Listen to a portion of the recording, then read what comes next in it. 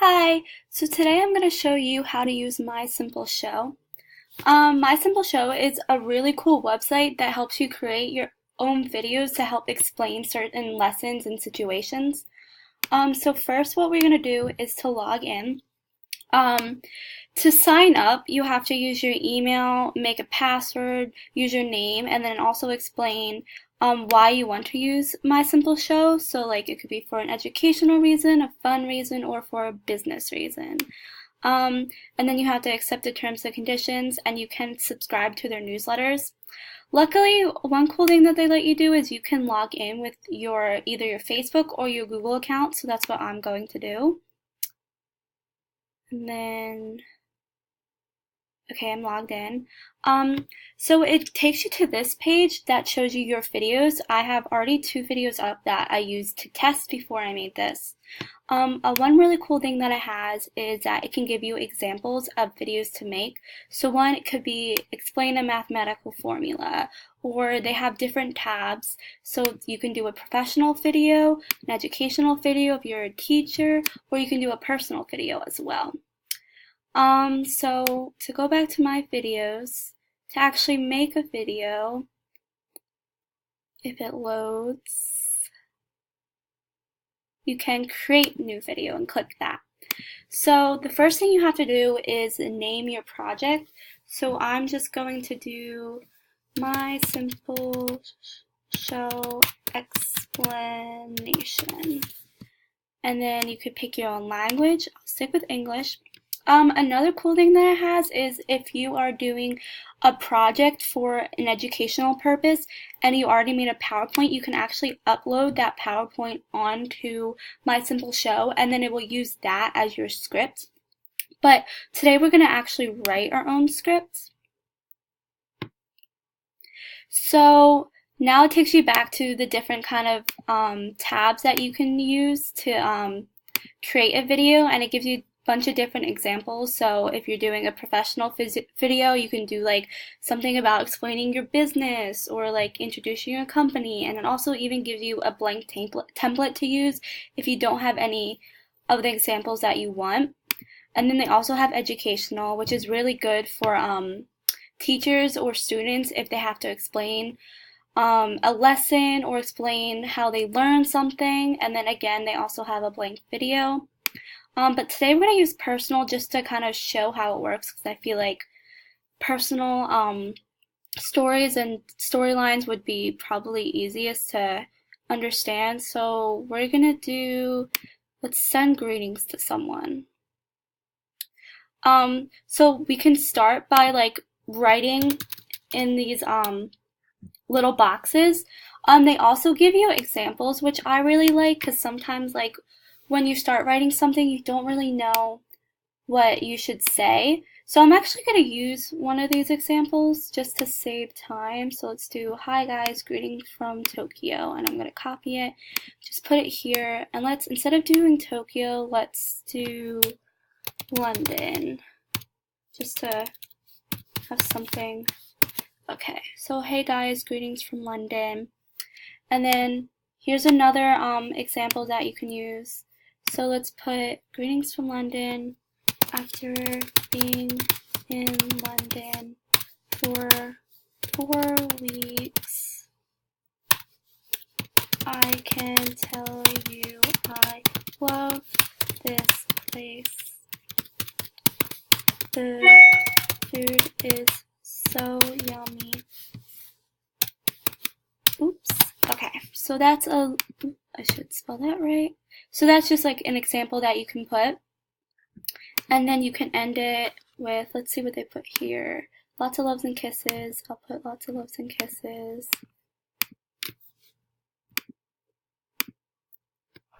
Love, Caitlin. So yeah, that's basically it. They give you kind of like different setups, so like salutations, your greetings, and signature, and that's only for the greetings card, but they give you so many different other examples for other ones too. So next what we're going to do is choose visuals.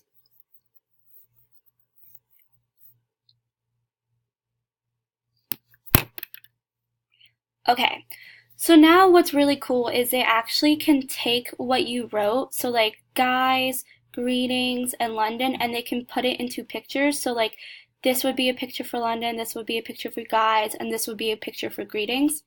So you can click on the picture and or the word or picture and actually choose something different.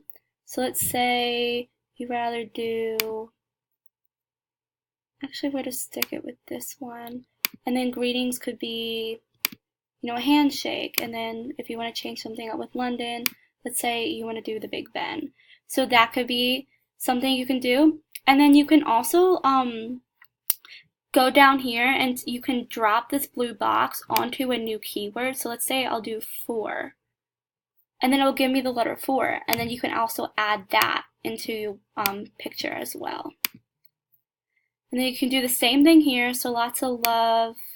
Let's do a heart. And then we can do maybe this heart for love. And then kisses, we can do maybe that. So yeah, once you have the pictures done, you can go to choose audio.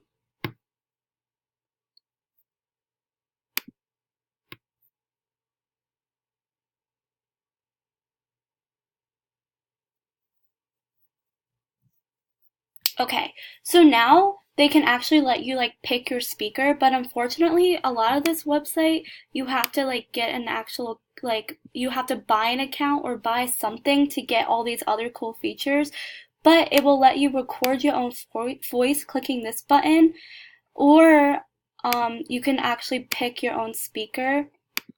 So our speaker is going to be Paul. And then you have a lot of other cool options too. If you did buy the account, like you change the volume, you can put your own music, you can have subtitles, you can change the speed, watermark, or scribble color. Unfortunately, I can't show you that because I didn't buy it. But once you get all that settled, you can actually play the video to see how it would look. So once it loads, we can see. Hey guys, greetings from London. After being in London for 4 weeks, I can tell you I love this place. The food is so yummy. Lots of love and kisses. Love, Caitlin. So yeah, that was basically the video, and you can again do that with any kind of format or any kind of examples. So yeah, so you just press OK.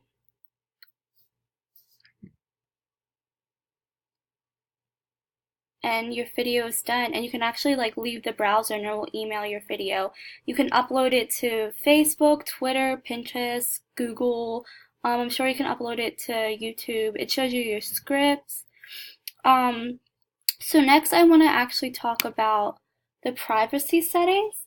So let's go down to, actually gives us the privacy policy.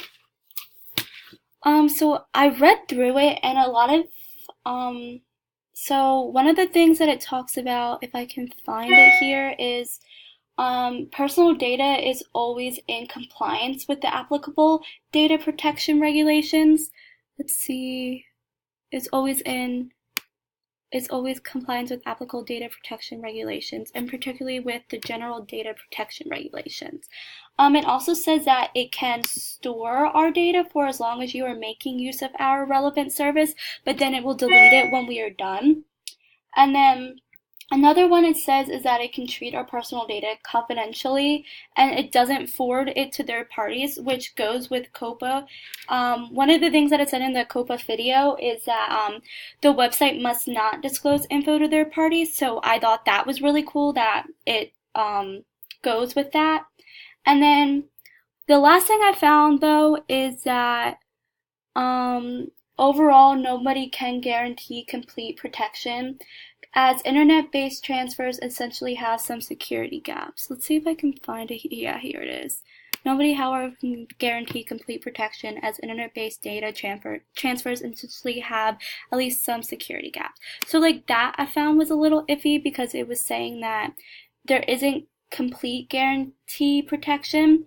It never says if the site is, what the age restrictions are for the site, so I'm just going to assume that it's 13 plus. I do really think that if teachers are going to use this website, that they get parents' permission, because although that it says that it doesn't give our data information to third parties, it does say that they cannot guarantee complete protection.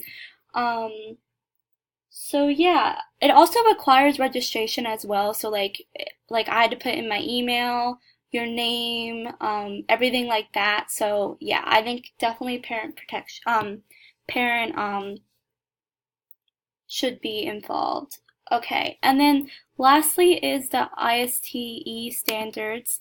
I have some for students. One that I think connected really well with the website is Knowledge Constructor. It says that students critically curate a variety of resources using digital tools to construct knowledge, productive, creative artifacts, and make meaningful learning experiences for themselves and others. So if a student did get parent permission and they were able to use this website, it's a really good tool, another really good learning resource to use. Students can build knowledge by actively exploring real-world issues and problems, developing ideas. They can create information from digital resources like MySimpleShow and use those tools as like different methods of learning. And it's also something that the teachers can use as well. And then there's also Innovative Designer.